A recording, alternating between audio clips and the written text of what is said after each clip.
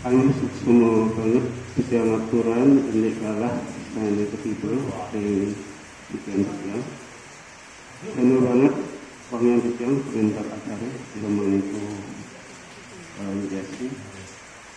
Sementara para manggala adat kami presiden Rahim Rahim mungkin sangat kalah pengen sekian. Jero Serati Sinamia, kami sudah hadir, sangat banget wangian kita. Di tepang sekali mungkin, yang peniki nonton je menggurui ide dani Sinamia, itu wanita publik bagan. Tur sanewau sampun makai pisan kejelasan peniki untuk artos kebantengan saya sampun kemargian ring desa Bengkal peniki yang malih wanta nuwuhin tur nawagan pisan iki atur tijang malih bos iki kebanyakan nganggen bahasa Indonesia dan presiden untuk aturan menjalankan untuk bahasa Bali nawagan pisan peniki tijang saking umum pada di rumah. Saya mulai dari pembahasan yang bersifat umum nanti dihubungkan dengan sastra-sastra atau kitab suci Hindu. Mesti judul yang memiliki makna upakara dewayatnya sesuai dengan kitab suci Hindu.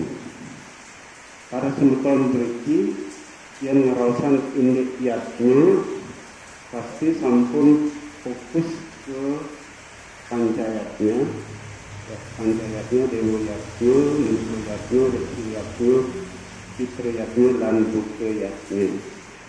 Sakewanten sesungguhnya ada yatnya yang lain lagi. Ada siwayatnya, ada juga aswameda yatnya.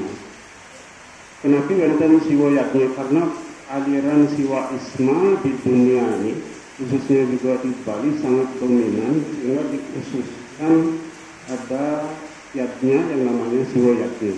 Kalau di Bali pelaksanaan siwa yatnya itu mengacu kepada siwa latri, ritual siwa latri biasanya terpisah dengan yatnya yang lain, tetapi sekarang siwa yatnya itu masuk ke dalam dewa yatnya sehingga tidak sering disebutkan istilah siwayatnya. Bukan punika wonten dalam istilah aswameda yatnya. Aswameda yatnya itu diberlakukan dalam rangka penobatan raja. Kalau masih dalam zaman Inter Bali ada istilah raja-raja, jadi dilaksanakan aswameda yatnya. Kalau di Mahabharata penobatan raja di Raja Yudhishthira itu kemargian aswameda yatnya. Itu Nabi aswameda yatnya itu upacara pelepasan kuda ke seluruh penjuru dunia. Siapa yang berani melawan raja maka melalui pelepasan kuda itu dia berperang dan kuda itu diiringi oleh bala tentara. Siapa yang berani dan menentang raja di raja, dalam hal ini Yudhishthira, maka akan dilakukan perang. Nah, upacara inilah yang disebut dengan aswameda yatnya. Betul ya? Nah, di samping pancayatnya, ada juga istilah pancamahayatnya. Ini bias nih. Pancayatnya dengan panca mahayatnya berbeda. Itu Sultan ini kalau panca mahayatnya itu ada yoga yatnya, orang yang melakukan yoga atau meditasi itu termasuk melakukan yatnya. Bukan hanya membuat upakara saja disebut dengan yatnya, tetapi orang yang melakukan yoga atau meditasi itu juga sebuah yatnya. Ya. Sudah itu orang yang bekerja tanpa mengharapkan hasil, tanpa pamrih dengan hasil itu disebut dengan kriya yatnya. Jadi itu termasuk yatnya juga. Sudah itu ada yatnya yang ketiga namanya arta yatnya. Kalau semutan enten kami mudane punya untuk pembangunan pura, pembangunan pribadi, utawi sane dendanan itu adalah disebut arte yatnya. Misal juga enten istilah anu yatnya, ada yang donor darah, ada yang donor mata, ada yang donor jantung, ada yang donor ginjal. Itu termasuk yatnya kalian wastani angge yatnya. Enten ya. Misal itu enten istilah jenane yatnya. Sekali mungkin ini Pak Jero memberikan penjelasan, memberikan dharma wacana, itu termasuk jenane yatnya. Oleh karena itu, semeton senamnya sampunan arah berpikir kita, yatnya itu hanyalah pancayatnya dan hanya bebanten atau hanya membuat upakara. Pembuatan upakara dan bebanten itu hanya salah satu jenis yatnya. Sedangkan yatnya yang lain masih banyak. Enten begini. Sudah itu yang berikut perlu juga kita yang sampaikan sedikit. Kalau kita sembahyang ada istilahnya mempersembahkan dosa-dosa, mempersembahkan kekurangan-kekurangan kita, mempersembahkan kebodohan kita atau keawidiaan kita kepada Tuhan. Itu sebenarnya juga termasuk yatnya. Tidak hanya mempersembahkan buah, jajan, air, dupa dan sebagainya, tetapi ya menurut Siwa Purana dan Wisnu Purana, kebodohan kita, dosa-dosa kita bisa dipersembahkan kepada Tuhan sehingga Tuhan bisa memberikan pengampunan kepada manusia atau kepada pemujanya. Kalau dihubungkan dengan Banten, ada Banten Guru Piduke. Nah, dengan kita mengguru Piduke, itu mudah-mudahan Tuhan memaafkan kesalahan dan kekurangan kita sekaligus kebodohan kita. Jadi ada istilah yatnya mempersembahkan dosa-dosa. Kalau di dalam ritual Siwalatri itu ada juga persembahan dosa. Sehingga di dalam agama Hindu dosa sangat bisa ditebus. Sangat bisa ditebus. Apalagi orang yang melakukan yoga yatnya dengan mengucapkan bija mantra, umpamanya bermeditasi mengucapkan Om Namah Siwa, Om Namah. Nah, itu adalah bija mantra itu bagaikan matahari, sedangkan dosa-dosa kita bagaikan bangkai binatang. Kalau sinar matahari terus menerangi bangkai binatang, maka bangkai binatang itu akan menjadi hilang lama-kelamaan. Nah, itu adalah proses penebusan dosa melalui yoga yatnya. Sudah itu dengan melakukan perbuatan baik secara terus-menerus, itu juga dapat melebur dosa. Oleh karena itu, agama ini punya cara atau proses untuk peleburan dosa. Kalau dihubungkan dengan kisah Ramayana dan Mahabharata, itu orang bertapa itu adalah melakukan penebusan dosa. Begitu dosa-dosanya habis, baru Tuhan mewujudkan diri di depan pemujanya. Kalau sudah Tuhan mewujudkan diri di depan pemujanya, berarti sinar sucinya luar biasa yang bisa mengikis dan menghabiskan dosa-dosa yang melakukan yoga yatnya. Barang siapa yang bisa memperoleh perwujudan Tuhan saat sembahyang, itu luar biasa, pasti dosa-dosanya bisa ditebus. Oleh karena itu jangan mengatakan bahwa agama ini tidak punya proses peleburan dosa. Benar ya? Sudah itu pengertian yatnya ada juga semua pikiran, perkataan, dan perbuatan yang mengarah kepada kebaikan atau siapa saja yang selalu beritikat baik. Ini merupakan proses yatnya dan bisa merupakan peleburan dosa. Nah, begitu luasnya arti daripada yatnya itu. Oleh karena itu, jangan hanya berpikir yatnya hanyalah pangkayatnya, tetapi yatnya itu pengertiannya sangat luas. Benar ya? Nah, sekarang titian petik dari Bhagavad Gita bab 9 pasal 26 ya.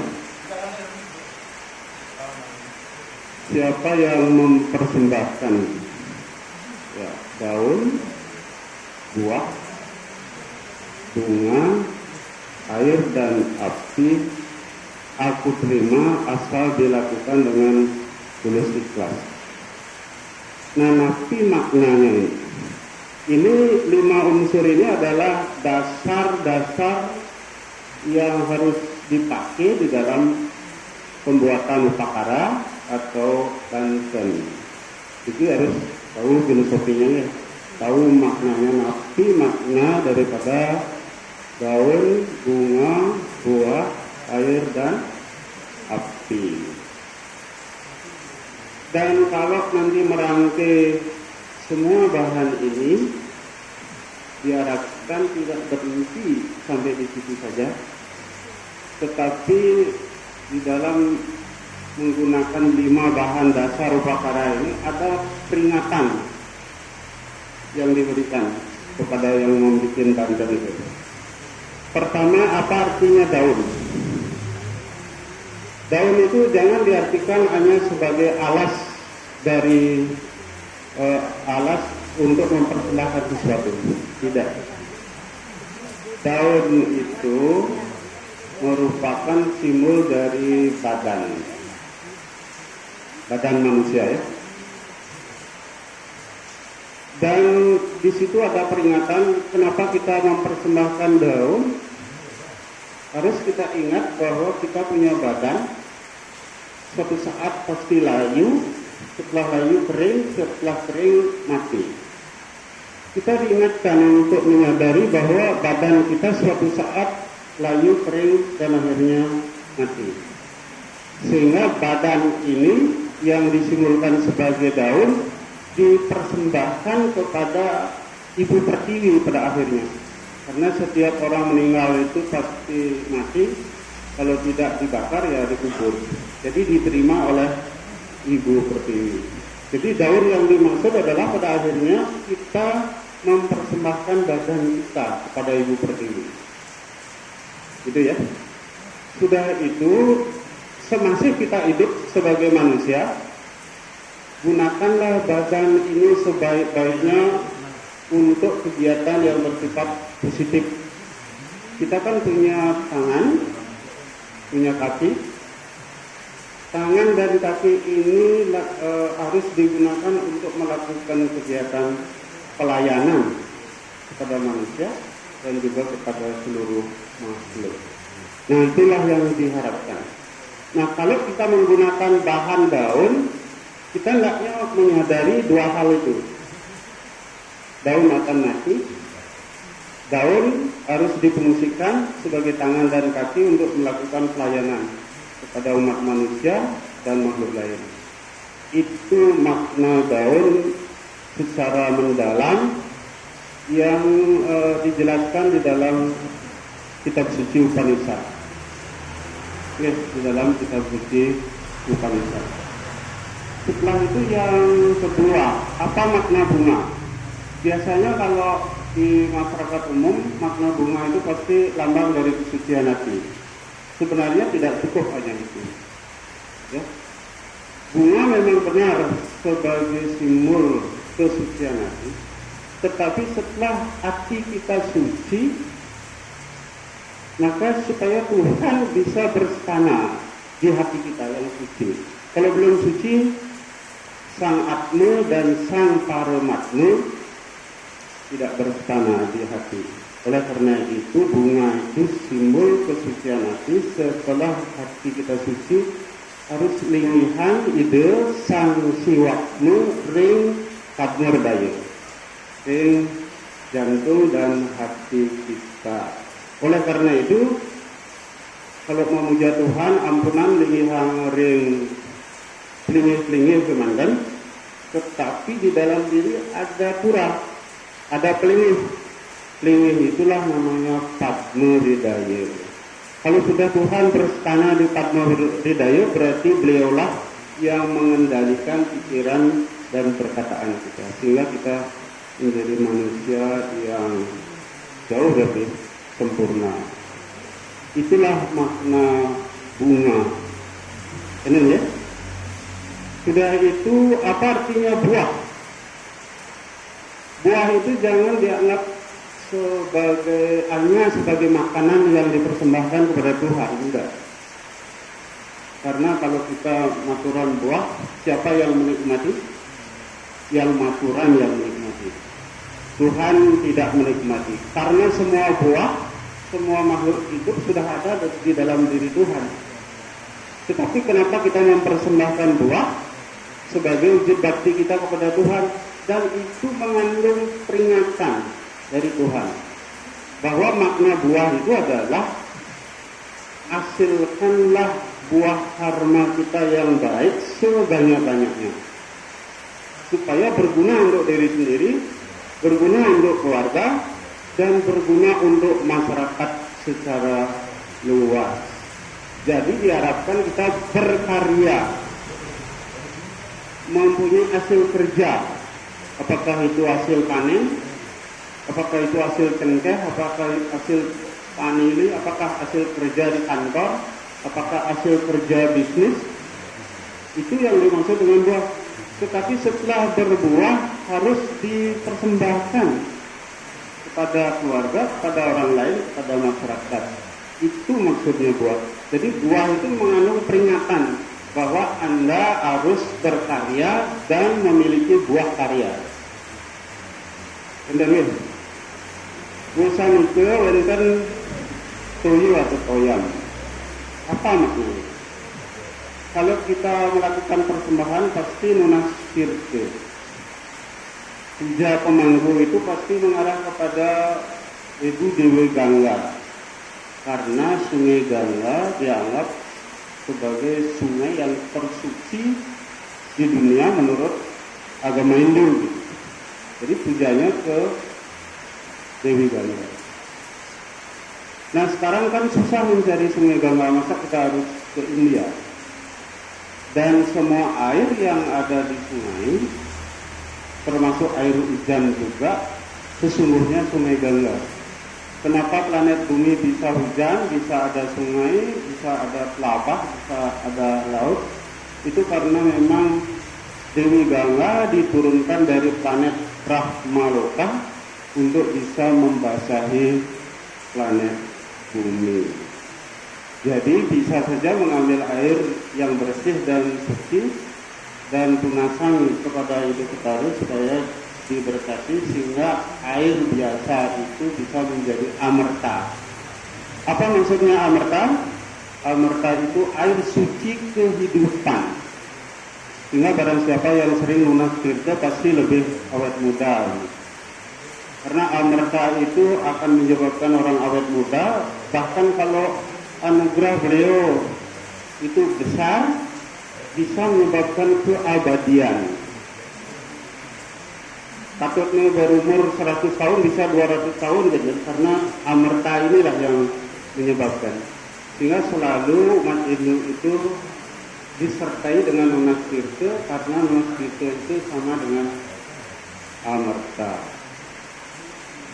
Nah mungkin amerta Sungai Gangga itu kan di Buana Agung. Di Buana Alit ada Sungai Gangga yang suci juga. Di mana itu letaknya? Apabila seseorang dengan tulus ikhlas merindukan Tuhan atau manifestasi Tuhan tertentu sampai menangis, tangisan air matanya itulah merupakan amerta. merupakan sungai Gangga. Gitu ya. Oleh karena itu sungai Gangga bisa dicari di dalam diri, tapi harus dasarnya tulus ikhlas, penuh dengan kerinduan. Sudah itu api seperti yang dijelaskan oleh Pak Jero Manggu Wilyase tadi, api ini lambang Dewa Agni. Dewa Agni ini pendetanya para dewa. Jadi para dewa punya pendeta. Bukan saja manusia punya pendeta atau sulingit, tetapi para dewa punya pendeta. Siapa pendetanya? Dewa Agni, di samping juga Begawan Brihaspati. Asura atau raksasa juga punya pendeta, namanya Sukracarya. Kenapa? Mengapa memakai dupa? Karena dupa sebagai saksi agung dan sebagai penerusan pesan yang disampaikan kepada pendetanya para dewa. Nanti pendetanya para dewa lah yang mengantarkan sembah bakti kita kepada Ista Dewata, kepada Tuhan yang ingin dipuja. Gitu ya. Jadi itu makna dupa. Hampir sama makna dupa dengan makna pasepan, makna jotir, makna api praktak, ya, makna api takut. Jadi semua api itu adalah sebagai saksi dan sebagai penerusan berita atau sembah bakti pada yang Ista Dewata melalui pendetanya para dewa. Jadi 5 unsur dasar pembuatan banteng atau upakara ini harus dimaknai seperti itu. Ya.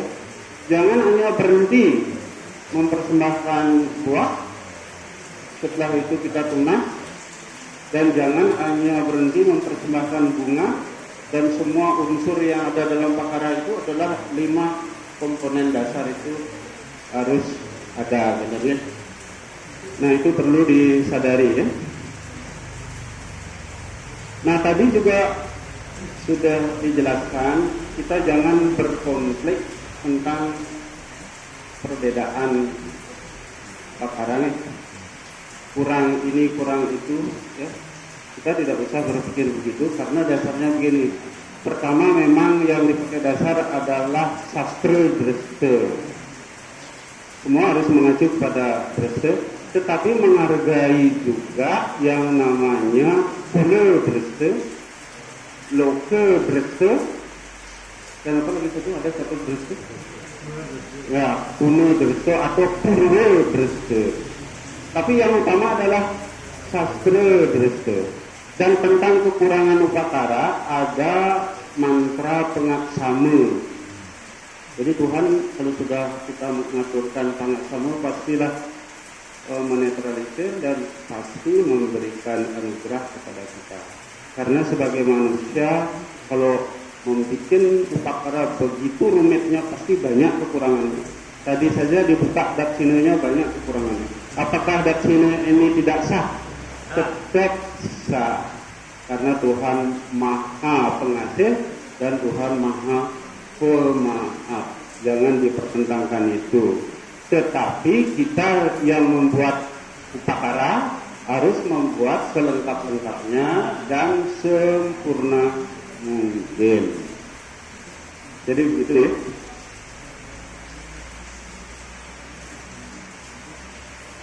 Nah, sudah itu yang selanjutnya yang perlu juga sampaikan lagi, dasar dari segala bentuk pebandan itu ada 3 ya. Ada 3 hal. Pertama, dasarnya segi 4. Sudah itu yang kedua dasarnya segi 3. Yang ketiga dasarnya lingkaran. Segi 4 ini sesungguhnya simbol dari Dewa Wisnu. Ujung fisik Wisnu itu kan air. Kalau air kita siramkan ke lantai, pasti mengikuti tempat yang datar. Ini dilambangkan dengan segi 4. Segi 4 itu seperti, nah ini segi 4 ya. Sudah itu ada segitiga. Segitiga itu lambang dari Dewa Brahma. Karena kalau kita menyalakan api pasti arahnya naik. Itu berarti segitiga. Itu wujudnya di dalam bebantan ada. Apakah itu tangkis, kelemik, apakah itu jodoh, apakah itu dupa, pasti naik. Jadi segitiga. Sudah itu bulat atau lingkaran, itu simbol dari Siwa. Karena Siwa itu disimbolkan sebagai angin. Kalau angin itu perjalanannya pasti membentuk lingkaran. Ya, membentuk lingkaran. Kalau angin puting beliung itu lingkarannya ya dibentuk sangat cepat, sehingga orang yang dilalui oleh puting beliung bisa diterbangkan karena membentuk lingkaran. Jadi lingkaran itu adalah simbolisasi daripada Siwa. Sehingga Dewa Trimurti sangat diagungkan di dalam pembuatan upakara. Karena segi 4, segi 3, lingkaran ini adalah simbol dari Trimurti. Dan memang menurut Weda Purana juga mengagungkan Dewa Trimurti. Nah, di masing-masing desa adat juga ada kayangan 3. Kayangan 3 itu juga memuliakan Brahma, Wisnu, Iswara, dan saktinya Sang Hyang Adi Saraswati, Mahalaksmi, dan Betari Umu. Kalau saya sebutkan Dewi Parwati mungkin agak asing, tapi di Bali Dewi Parwati itu sering disebut dengan Dewi Umu. Begitu ya? Itu terdapat dalam Weda Purana, Brahma Purana, Wisnu Purana, dan Siwa Purana. Benda jadi. Nah, yang saya sebutkan tadi tentang segi 4, segi 3, dan lingkaran itu ada juga di dalam lontar Tapeni Yatnya. Siapa beliau Dewi Tapeni itu? Dewi Tapeni itu adalah Dewi Parwati. Dewi Parwati itu adalah Ratuni Banten. Ya, beliaulah yang menciptakan Banten itu, dan para orang suci Hindu di Bali mendapatkan wahyu dari Dewi Umu sebagai Dewi Tapeni. Sehingga terjadilah banyak lontar yang memuat tentang cara-cara membuat bebantenan. Enter ya?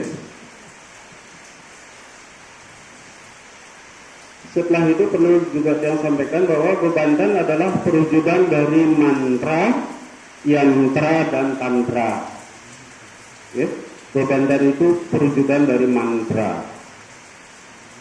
Nah, kalau kita sudah ada mantra yang tidak usah ada bantennya, seperti kalau kita melakukan pujo trisamyo bisa tidak menggunakan banten, langsung itu bisa ya. Tetapi kalau ingin juga ada banten, apa banten daksina atau canang sari dengan dupanya dan airnya, itu bisa juga. Tetapi kalau kita berada di luar daerah, susah membeli canang sari, susah membeli daksina, ya tidak usah memakai upakara, langsung itu bisa tanpa banten. Sudah itu mengucapkan bija mantra untuk mengagungkan Dewa Brahma, Dewa Wisnu, Dewa Siwa, itu sebenarnya juga bisa tanpa memakai banten. Umpamanya mengucapkan Om Namo Brahmaya Swaha, Om Namo Narayanaya, Om Namo Siwa. Itu bisa dilakukan dengan meditasi atau yoga yatnya tanpa menggunakan banten. Tetapi itu bisa juga diwujudkan dalam bentuk banten, seperti aksara suci Om Pranama. Itu ada banten Kuangen. Kuangen ini adalah simbolisasi daripada Om Pranama. Kuangen.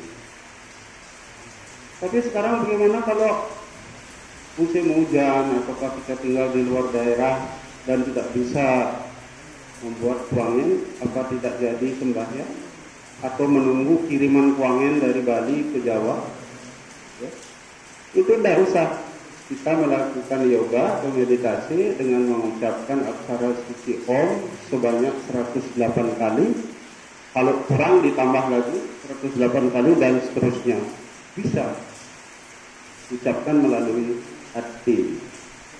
Gitu ya. Jadi Om itu bisa diwujudkan dalam bentuk banten, bisa juga diucapkan melalui hati ataupun melalui mulut. Oleh karena itu kita harus fleksibel sebagai agama Hindu. Nanti baru tinggal studi umpamanya seperti saya dulu pernah di India begitu. Tidak ada orang India itu bikin kuangin. Kalau kita nunggu kiriman kuangin dari Bali gitu, ya langsung saja istilahnya meditasi Om Pranama. Benar ya? Jadi agama Hindu luas. Kita bisa tinggal di India, kita bisa tinggal di Lombok, kita bisa di Jawa, kita bisa di Malaysia. Jadi fleksibel. Tapi kalau kita di Bali, aturan Panca Semah untuk Munaswara Nugraha pakai kuangin silakan. Bagus ya? Oke. Jadi banten itu perwujudan mantra. Sudah itu yang kedua, banten juga perwujudan yantra. Yantra itu artinya gambar. Mantra digambarkan, Tuhan digambarkan. Ya, itu namanya yantra. Setelah itu banten perwujudan tantra. Apa artinya tantra? Banten itu bersifat magic, sakral dan suci. Ada maknanya, ada tujuannya, apalagi dianugerahi oleh Tuhan. Maka banten seperti yang disampaikan tadi bisa keunggahan manten tanpa diucapkan apa-apa, karena sudah dihidupkan. Kan ada puja pengurip-urip banten, pemelas-pelas banten. Jadi orang yang nggak ngerti mantra bisa ditaruh aja, karena banten itu perwujudan mantra dan merupakan yantra sekaligus tantra. Sehingga banten itu merupakan surat kalau bahasa umumnya, dan surat itu pasti terbaca oleh Tuhan, oleh Sang Yang Widi Wasa, pasti terbaca. Oleh karena itu bisa keunggahan manten gitu. Tetapi kalau dilengkapi dengan puja, lebih bagus lagi. Nyambung antara puja, mantra dengan banten. Enak ya, biar tidak fanatik. Umpamanya seperti saya pernah tinggal di Belanda, umpamanya pemangku susah dicari, tetapi bisa bikin banten. Yang perempuan itu ikut ke Belanda bisa bikin banten, tapi mantra tidak tahu, ya bisa keunggahan. Bahkan ditaruh di atas meja seperti ini, tidak harus di Padmasana. Kenapa tidak harus di Padmasana? Ingat, Tuhan adalah Wiyapi, Wiyopake, Nirwikare. Tuhan ada di mana-mana, memenuhi alam semesta raya. Benar ya? Sudah itu, karena kita membicarakan yantra, dan tadi juga sudah disinggung, ada perkembangan yantra. Yang pertama sebagai dasar yantra itu adalah tampak dare. Makanya di alas daksina itu ada tampak dare. Ya.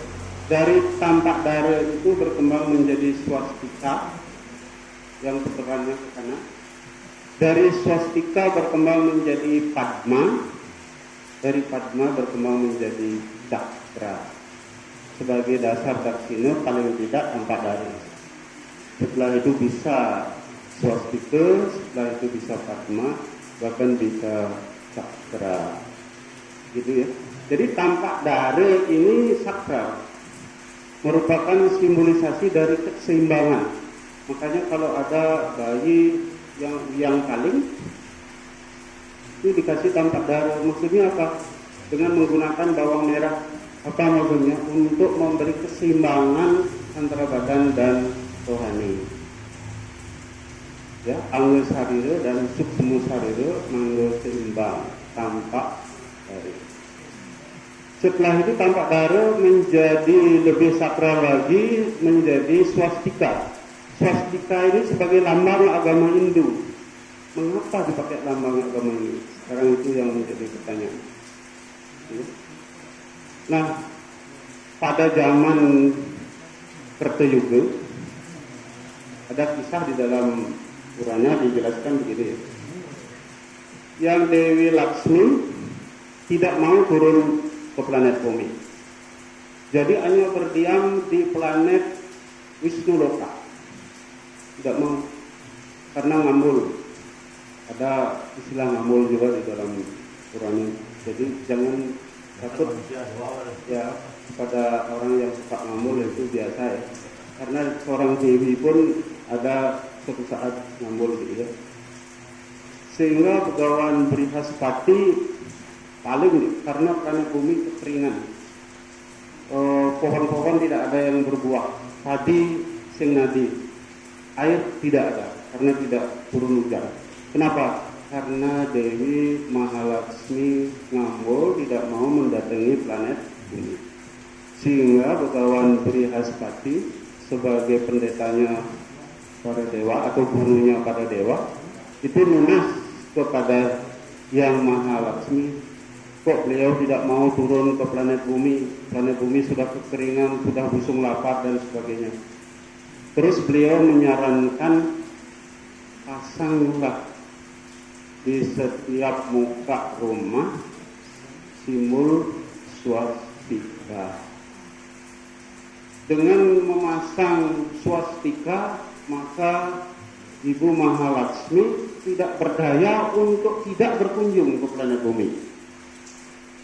Itulah yang menarik. Jadi kekuatan magis swastika itu sangat tinggi. Ya. Sehingga swastika itu disebut sebagai Sri Yantra. Sri Yantra. Karena berawal dari Dewi Mahalaksmi. Begitu dipasang swastika di masing-masing depan rumah, maka hujan turun, Mahalaksmi tahu, pohon-pohon pada berbuah, panen nadi dan seterusnya. Nah sekarang saya tanya, para ibu Sarati sudah memasang swastika di depan rumahnya? Kalau belum, segera beli dan pasang, karena ini memancing untuk mendatangkan Mahalaksmi, akan memberikan kesejahteraan dan kebahagiaan, termasuk kekayaan. Nah,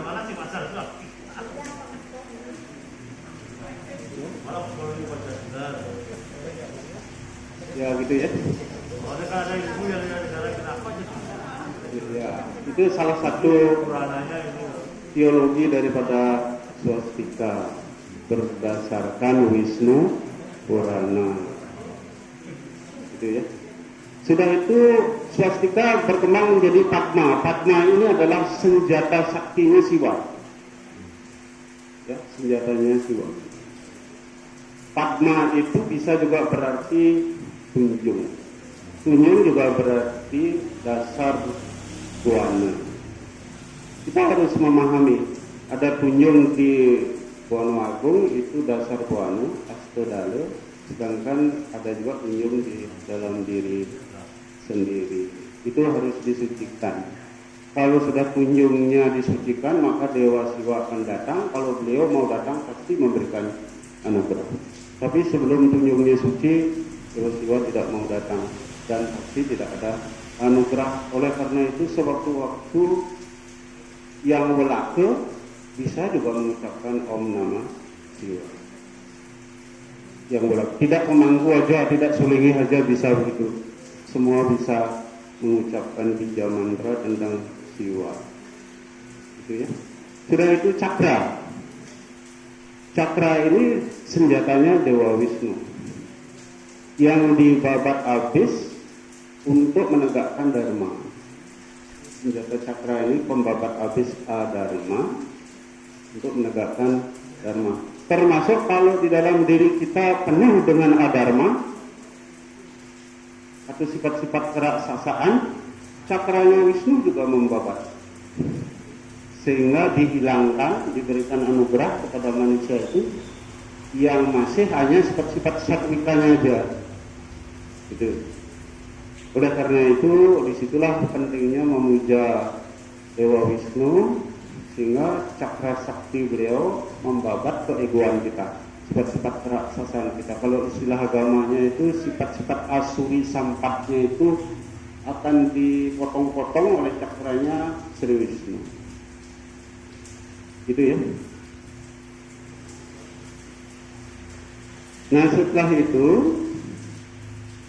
upakara atau bebanten sebenarnya merupakan gambar. Sudah tadi ya, merupakan surat, merupakan bahasa yang ingin disampaikan kepada Tuhan. Kalau di Bali ini terjadi begini, karena memang ini namanya Pulau Bali, yang artinya Pulau Banten, segala sesuatu diwujudkan dalam bentuk Banten. Umpamanya ingin nyekenang maksud kepada Tuhan itu Banten Daksina Pejati, Mujakia. Ya. Sudah itu ingin memuja Dewa Primurti, keunggahan Canansari. Karena sesungguhnya seperti yang disebutkan tadi, Canansari sebagai lingih Dewa Trimurti kalau dilihat dari porosannya. Tetapi kalau dilihat dari warna bunga, itu adalah lingih Ide Sangyang Panca Dewata. Kalau warna bunganya 5, tetapi kalau warna bunganya bisa 9, lingih Ide Yang Dewata Nama Sanga. Itu ya. Jadi ikut yang tambahkan. Nah sekarang tadi mumpung membahas tentang Daksina, penjelasan dan pemaknaannya tadi semua sudah betul. Tetapi yang makin meninjau dari sudut Purana, yang pertama tentang Brahma Purana. Kalau berdasarkan Brahma Purana, Daksina itu khususnya kelapa itu memang simbol dari kepala Dewa Brahma. Yang sejarahnya seperti ini, antara Dewa Brahma dengan Dewa Wisnu berkonflik, berperang.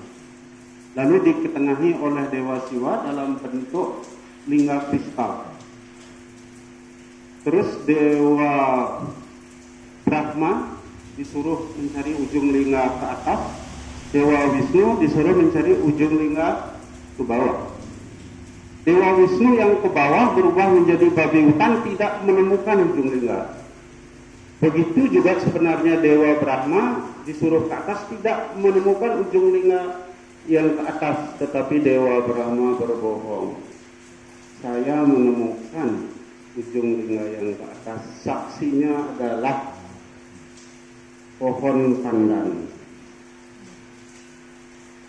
Dewa Siwa yang maha tahu, kamu berbohong.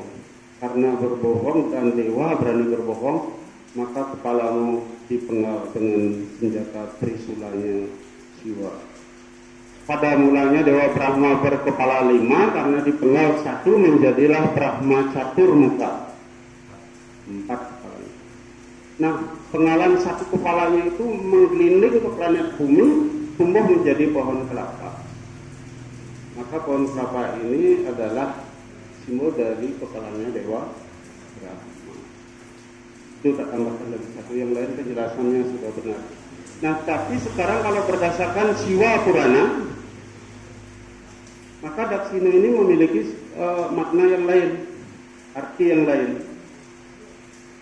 Di dalam pemujaan kepada Siwa, simbol dari Siwa itu Lingayoni. Kepada Ibu mungkin belum pernah mendengar Lingayoni. Lingga itu simbol Meru atau simbol keringnya. Lingga itu bisa juga simbol gunung, dan lingga itu bisa simbol daratan. Kalau lingga adalah simbol daratan, maka wakul Daksina itu simbol laut. Ya, karena lingga yoni. Kalau kelapanya itu simbol gunung, maka wakulnya simbol danau. Itu ya. Kalau kelapanya simbol daratan, maka wakulnya simbol lautan. Jadi kelapa dan wakulnya itu simbol lingga yoni. Apa itu lingga yoni? Lingga itu Meru, atau di dunia manusia kelapa itu laki-laki, simbol palus, alat kelamin laki-laki. Sedangkan wakulnya ini yoni, baga, simbol alat kelamin perempuan. Sehingga boleh dikatakan bahwa perwujudan Dewa Siwa itu Ardenareswari. Apa artinya Ardenareswari? Ada dua, laki dan perempuan jadi satu. Sebentar lagi saya akan perlihatkan sebuah gambar tentang Ardenareswari. Ini mungkin barang siapa yang belum pernah melihat Ardenareswari.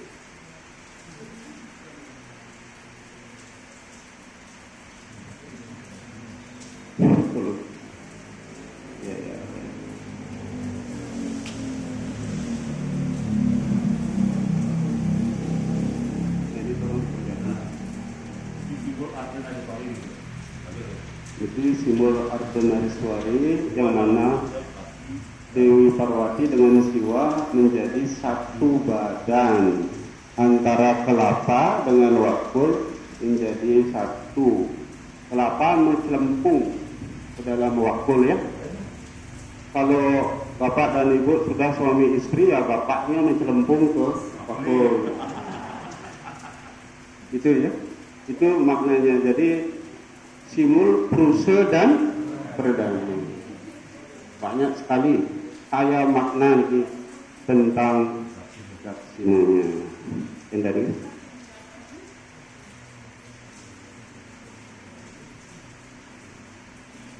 nah, Banten Daksina sudah, Canang Sari juga sudah. Ini makna Banten suci. Secara umum Banten suci itu memiliki makna untuk menyucikan Buana Agung dan Buana Alit. Yang termasuk Buana Alit adalah dalam diri manusia, yang termasuk Buana Agung adalah alam beserta isinya, termasuk para dewa. Kalau maturan Banten suci ini berarti untuk menyucikan semuanya. Jadi Bayu Sabda Idep disucikan, Atmo, Paramatmo juga disucikan. Itu makna daripada Banten suci. Sudah itu makna Banten Pras. Pras itu diambil dari preside. Preside ya. Preside itu artinya mencapai tujuan. Nah sekarang supaya kita mencapai tujuan, apakah cukup dengan maturan pras? Tidak. Pertama, diri kita dibuat sadu dulu. Ya, sadu. Orang sadu itu artinya orang yang polos, orang yang hulus, orang yang tidak banyak tedengaling-aling. Gitu ya, orang yang sederhana, tetapi memiliki arti yang tulus. Nah itu namanya sadu. Hanya orang sadu melakukan sembah kepada Tuhan, Banten atau mantranya bisa menjadi sidi. Ya ingat ya, para pemangku kalau tidak sadu, mantranya tidak sidi. Ya, begitu juga para serati, Bantennya tidak akan menjadi sidi kalau jero seratinya belum sadu. Ya. Nah oleh karena itu harus sadu dulu, baru menjadi sidi, baru side. Ya, baru mencapai tujuan. Jadi side itu mencapai tujuan. Jadi pras itu harus dilengkapi dengan itu. Kalau tidak dilengkapi dengan syarat itu, tidak akan terside. Nanti mantra tak bertuah istilahnya, dan Banten tak bertuah. Ini dulu. Masih, Bapak sangat luar biasa ya. Dapetin Pak dosen itu sudah sibuk sekali Bapak. Kita berterima kasih soalnya pakarnya Purana beliau yang ngajarin Purana ini. Sukses ya Kepala. Namanya Banten Sodo. Banten Sodo itu kan suguhan ya. Ternyata makna sodo termasuk rayunan. Kalau kita maturan sodo, maturan rayunan itu adalah tidak beliau makan nasi, tetapi maknanya bagaimana kita menyatukan Atman dengan Paramatma. Bagaimana menyatukan Atman dengan Brahman.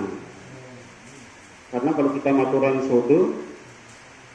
sodonya tidak dicicipi sama beliau, paling kita yang lunas ya.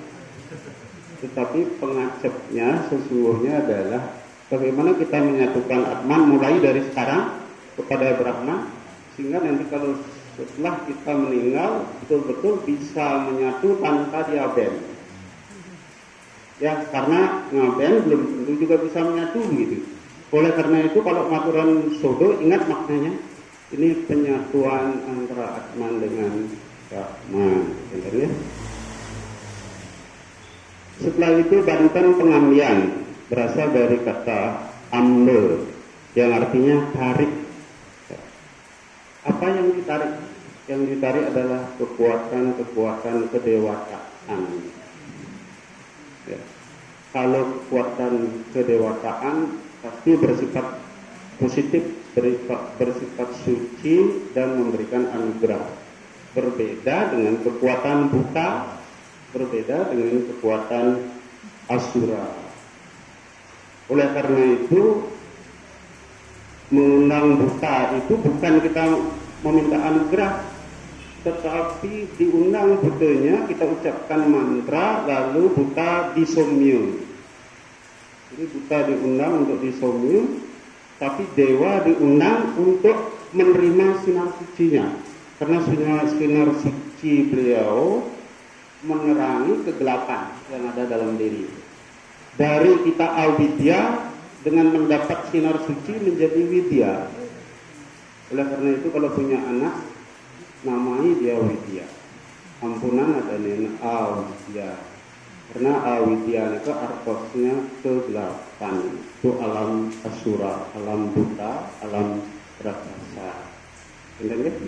Karena ada mahasiswa kami kok namanya avidya gitu ya. Berarti orang tuanya tidak tahu ini. Oke. Widya. Ya, ya. Sudah itu ada Banten dapetan. Kalau biasanya anak baru lahir itu kan dibikinkan Banten dapetan.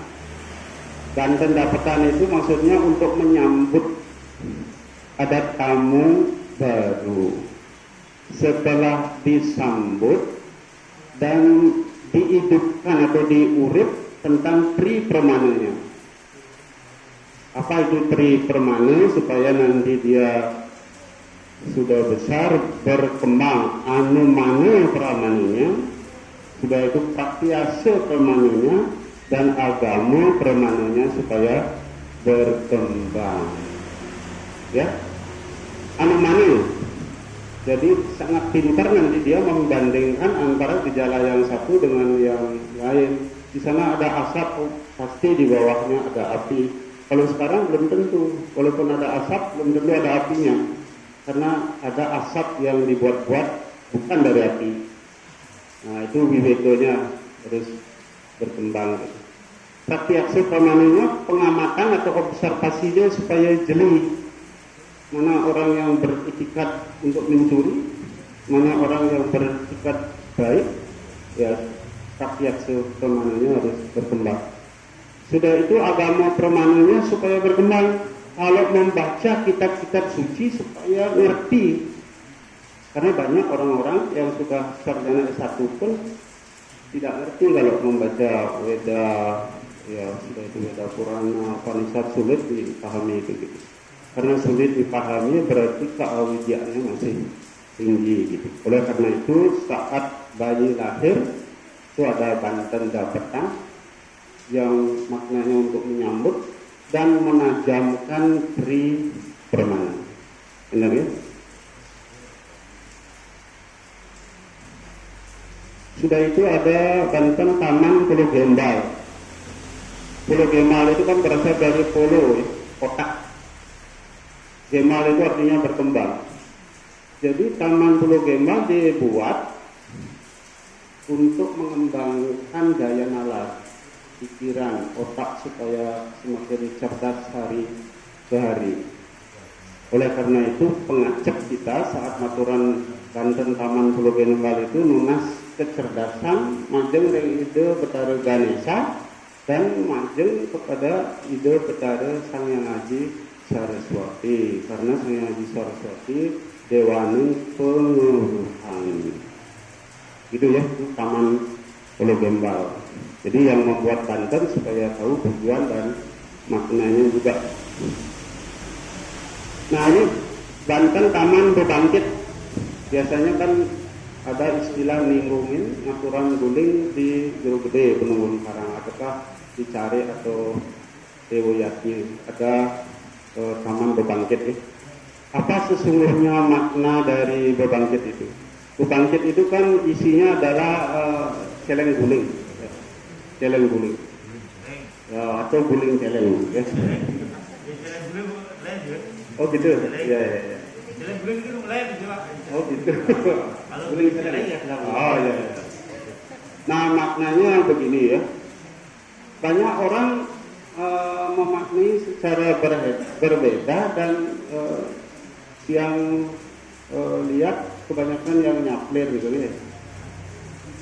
Oleh karena itu yang ambilkan maknanya dari kitab suci Upanishad gitu ya. Kalau mengaturkan guling babi, ini peringatan bagi yang maturan supaya sifat-sifat buruk seperti babi dipersembahkan, dan akhirnya kita diberi anugerah untuk tidak memiliki sifat-sifat seperti babi. Apa sifat-sifat babi itu? Malas, demen tidur, nguyak tai, kotor ya. Jadi pemalas, pengotor, romon, dan tidak suci. Itulah dipersembahkan kepada Tuhan, dan kita diberikan anugerah supaya tidak memiliki sifat-sifat seperti babi. Setelah itu kalau kita maturan gebogan atau pajegan biasanya berisi ayam panggang mingtang. Apa maknanya? Salah satu maknanya yang bagus itu adalah, saya baca juga di dalam kitab suci Upanishad begini. Kita mempersembahkan sifat-sifat buruk dari ayam. Apa sifat buruknya? Ayam itu suka berkelahi, sangat cepat untuk emosi. Itu kita persembahkan sama Tuhan sehingga kita tidak cepat emosi dan kita tidak pernah berkelahi. Seperti sekarang kasusnya di Jakarta itu kan ada kelompok orang yang suka berkelahi. Itu berarti menganut sifat ayam, gitu ya. Nah itu harus banyak berdoa yang betul sehingga dianugerahi kekuatan untuk bisa justru menciptakan keharmonisan, jangan menciptakan intoleransi, ya. Jangan menciptakan kegaduhan, gitu ya. Jadi itu makna persembahan daging ayam dan daging babi. Kalau bapak dan ibu atau ibu dan sinamia duwe makna yosan baris sah-sah saja itu, karena bebantenan di agama Hindu kaya akan makna. Indah ya. Sudah itu ada batan kebasan. Jadi kebasan itu berasal dari kata kebas. Jadi ditebus dosa-dosa kita, dipotong dosa-dosa kita. Jadi ada juga upekara atau bebanten untuk peleburan dosa. Salah satunya adalah banten bebasan. Oleh karena itu di hari raya Siwalatri supaya lebih mantap, di samping kita melakukan yoga yatnya, perlu juga mempersembahkan banten bebasan. Enter ya. Sudah itu banten sesayut. Sayut secara umum berasal dari kata ayu. Jadi banten bangun ayu. Nunas kerahayuan, kerahajengan, keharmonisan, kerukunan dan kedamaian. Nah ada juga ditambah sesayut nagasari. Kenapa berisi naga? Nah, kalau kita lihat di Brahma Purana, Wisnu Purana dan Siwa Purana, ide yang Trimurti metemahan dados naga. Dewa Brahma menjadi naga Basuki, Dewa Wisnu menjadi naga Anantaboga, Dewa Siwa menjadi naga Taksaka. Ya, naga Taksaka itu menurunkan hujan. Sudah itu naga Basuki itu memberi kesejahteraan, kedamaian dan sebagainya. Ya, naga Anantaboga itu mengucurkan rezeki tanpa pernah habis. Oleh karena itu di kayangan-kayangan marak sekali ada patung naga. Itu sebenarnya 3 naga yang digambarkan di dalam Brahma Purana, Wisnu Purana, dan Siwa Purana. Jadi itu lambangnya.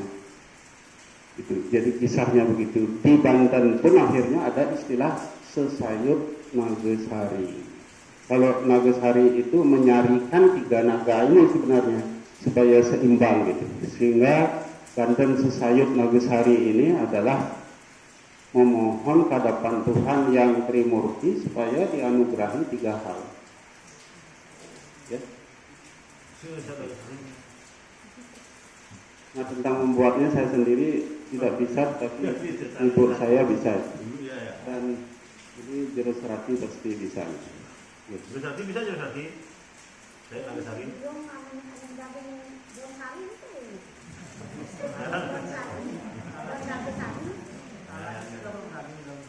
Ya, mungkin ini langkuran teman. Banten Jerimpen. Nah, kata Jerimpen itu berasal dari jari. Jari itu aste. Dari aste ini muncul istilah mani astegine. Jadi sebuah karya yang dihasilkan oleh tangan dengan terampil, dengan cekatan, sehingga membuahkan hasil yang mengagumkan. Ini sebenarnya mani astegine. Tidak ada mani astegine itu turun dari langit. Jadi turun dari tangan. Nah, Nunasijo supaya diberikan anugerah seperti itu, kita membuat Banten Jerimpen. Itu maknanya Banten Jerimpen itu. Sudah itu Banten Penyenang. Kalau Banten Penyenang itu supaya Sang Atmo Pageh berdomisili di Angge Serire. Jadi Pageh urip, Pageh tubuh. Itu maknanya. Oke. Sudah itu Banten Prayascita. Secara umum kan untuk menyucikan pikiran, perkataan, perbuatan, jasmani, rohani, ya. Angge sarire, suksma sarire, antakarani sarire itu disucikan dengan Banten Prayascita. Tetapi perlu ditambahkan ini supaya sidi Banten Prayascitanya tidak cukup dibuat saja Prayascita terus ditata bang, tidak cukup. Harus ditambahkan dengan unsur tobat. Tobat itu istilahnya kapok, ya. Karena kapok tidak lagi melakukan perbuatan itu. Umpamanya sebagai pencuri, harus tobat, berhenti mencuri dari saat dibuatkan Banten Prayascita dan bertekad untuk berhenti. Itu namanya tobat.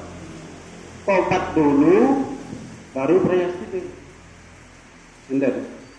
Nanti kalau Prayascita berkali-kali tobatnya tidak ada, rugi. Harus tobat dumun, wau Prayascita. Berarti tobat dulu untuk diri sendiri, terus diberi anugerah oleh Tuhan untuk menjadi disucikan atau disempurnakan. Nah, ini ya, satu sira saling ngemargian Prayascita harus didasari untuk tobat umum. Gitu. Nah, Banten dia kawanan. Kawan itu kan turun namanya. Jadi unsur-unsur kale yang ada pada pelinggih ya, yang ada pada diri sendiri diturunkan. Ya. Setelah diturunkan disomil sehingga buta matemahan dewa. Dari buta kala menjadi buta hita. Itu ya. Nah itu fungsi daripada yokawanan secara umum. Jadi nyomio buta kala supaya menjadi buta hita.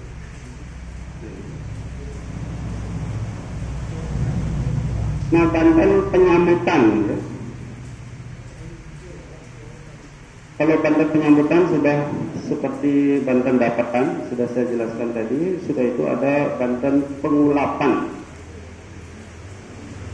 Pengulapan itu kan asal katanya dari ulap. Ulapin, berarti ulapin itu begini. Sini dulu, dipanggil. Ya. Buta juga dipanggil. Dewa juga dipanggil, tapi buta itu dipanggil, diberikan suguhan dan diberikan mantra sehingga tersemiokan. Tapi kalau dewa dipanggil dengan bija mantra tertentu, maka beliau rauh memberikan anugerah atau memberikan sinar sucinya. Itulah makna daripada banten pengulapan. Nah sekarang banten pajegan atau gebogan. Jero Serati pasti sudah sering dan pajegannya sudah bagus-bagus dibuat. Apa maknanya itu?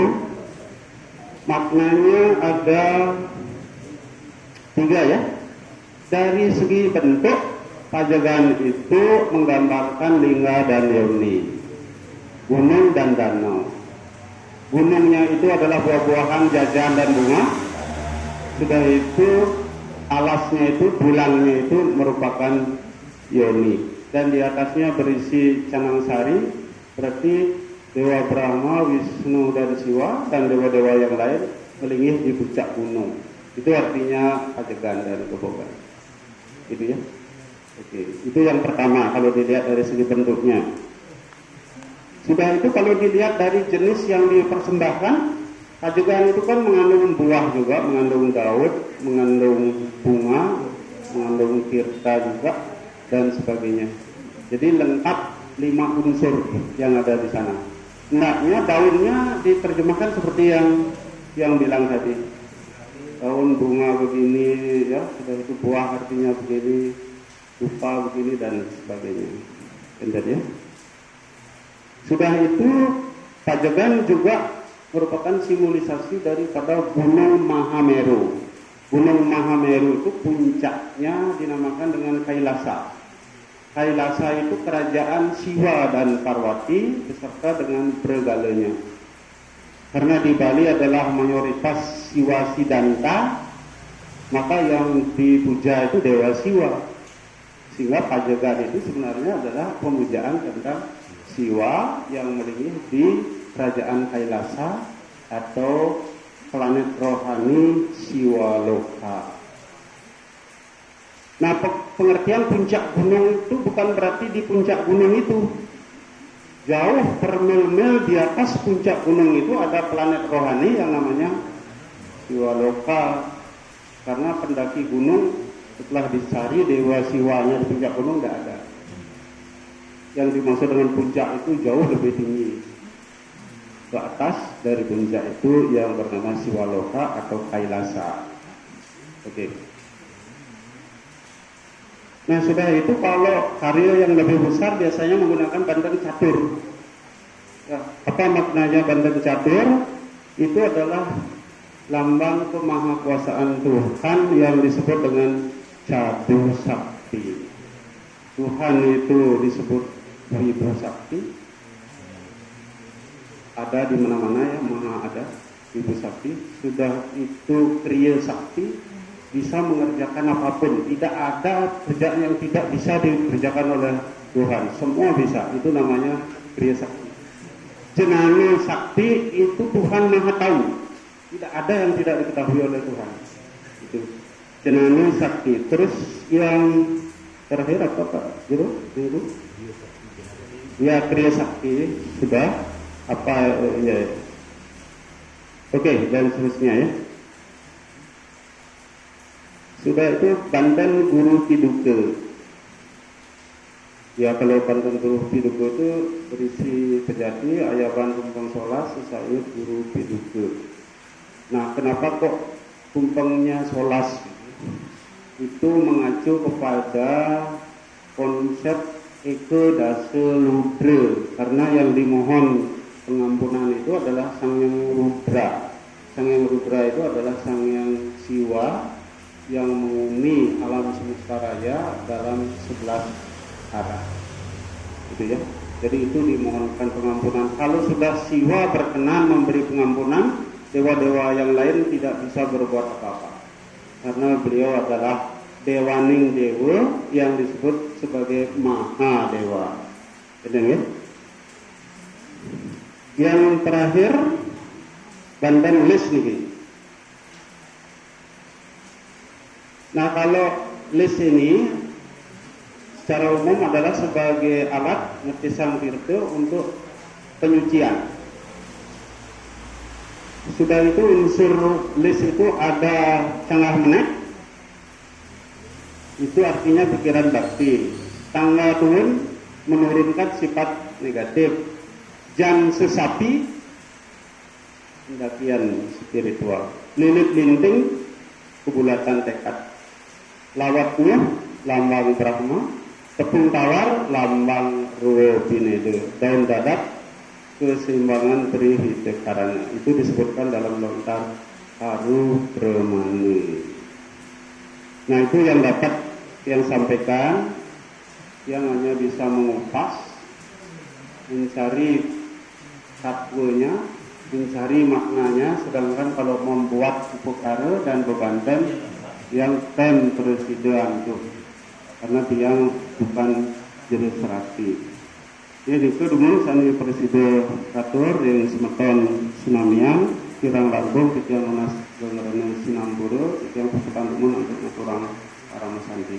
Om Shanti Shanti Shanti Om.